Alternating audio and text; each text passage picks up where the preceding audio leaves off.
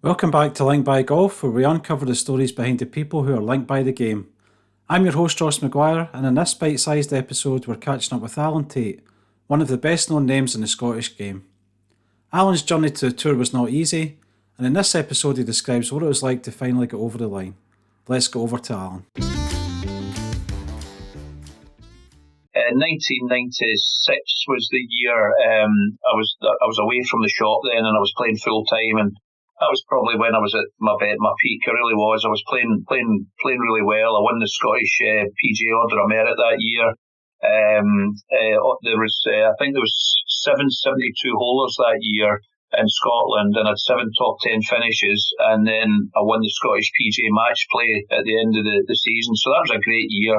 And I was flying that year, and I thought, this is your time to get your tour card. If you don't get it, you're now 26-year-old, and I know that's still young, but I'd been going for 5 years, and I'd made my mind up. I'm not going to keep chasing this. I'll go this time and maybe one more, and that's it. I'm not going again, because it was really expensive as well, Ross. I mean, it was a fortune for your tour card.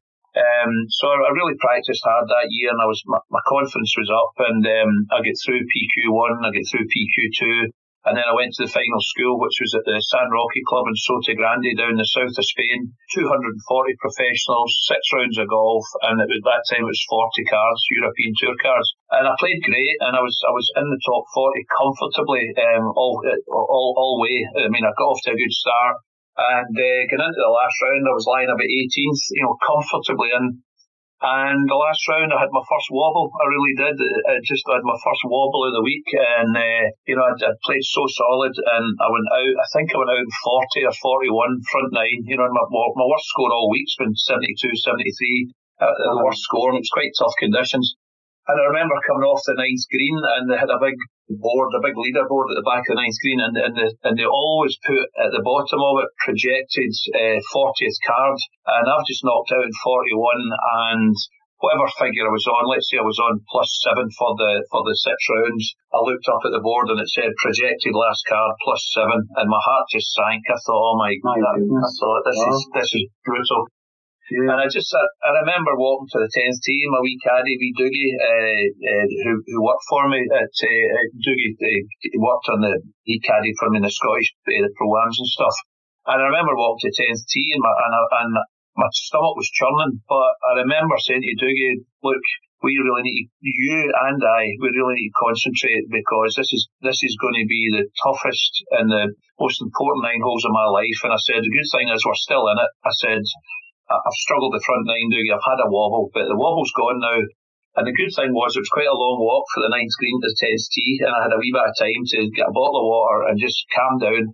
And I remember I birdied the 10th, par 5, and then I played really nicely after that. And I think I came back in 34 or something for maybe 74 or 75, but that was enough. I finished 32nd. So even at that, I mean, even at that, it was close. You're cruising all week, and then you're going to that last round lying 18th. You're just thinking, just nudge it round, and you're there. And then, and it wasn't that I played that badly in the front 9. I got off to a wee bit of a bad start, and then you kind of chased it a little bit, think, oh, I better get that back, and then you drop another one.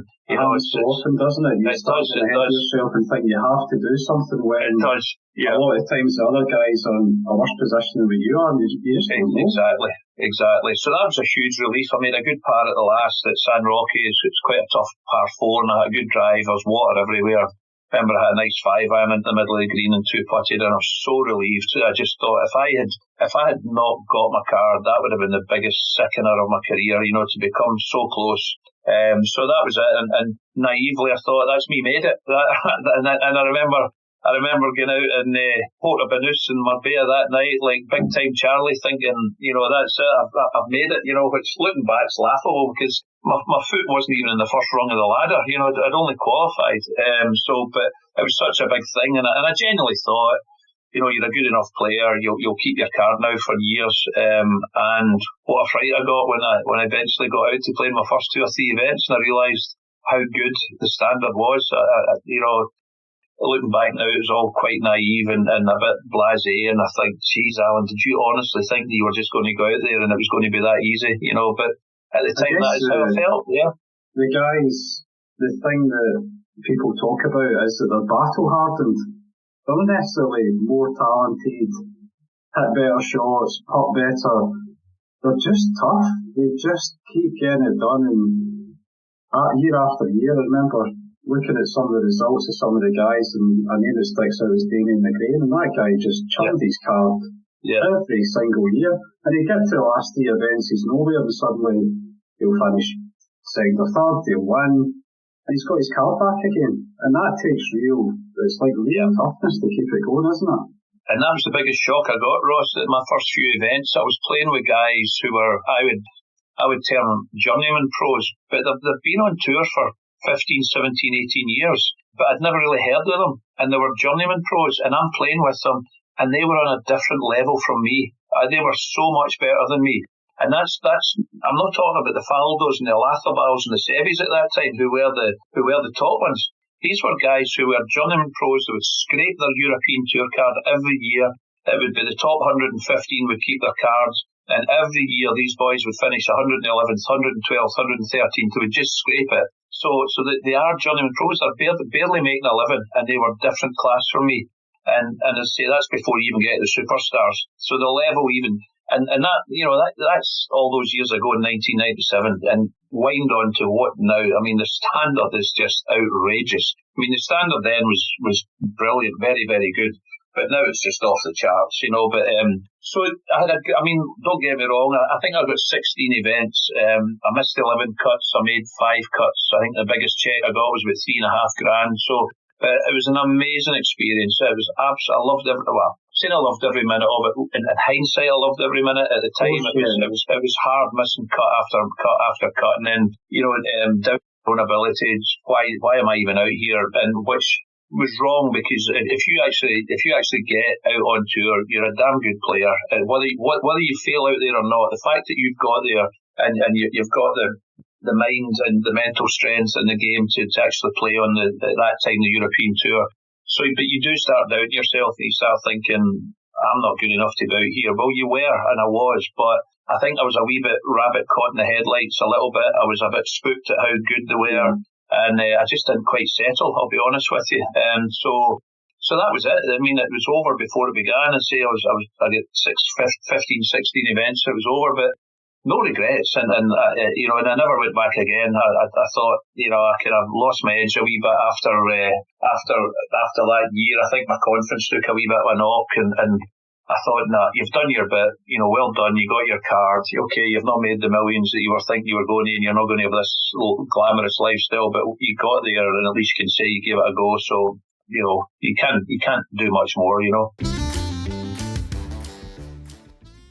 If you enjoyed this story from Alan Tait, please do go back and listen to the full episode. Please also take a moment to share it with a friend and leave a review. It really helps more people discover the show. I'm Ross McGuire, thanks for listening. Lomond Golf Tours have helped thousands of guests build bespoke golf trips to create a magical experience. Travel in style with our executive chauffeur travel, whether it's golf on a major championship venue or one of our hidden gems. 5-star accommodation or a boutique bed and breakfast, or is it whiskey tasting on a private boat? Lomond Golf Tours are here to help build the tour of a lifetime. Whether you're celebrating a special occasion or ticking it off your bucket list, embark on a trip that you'll remember forever. To learn more about our offerings for 2025 and beyond, visit www.lomondgolftours.com.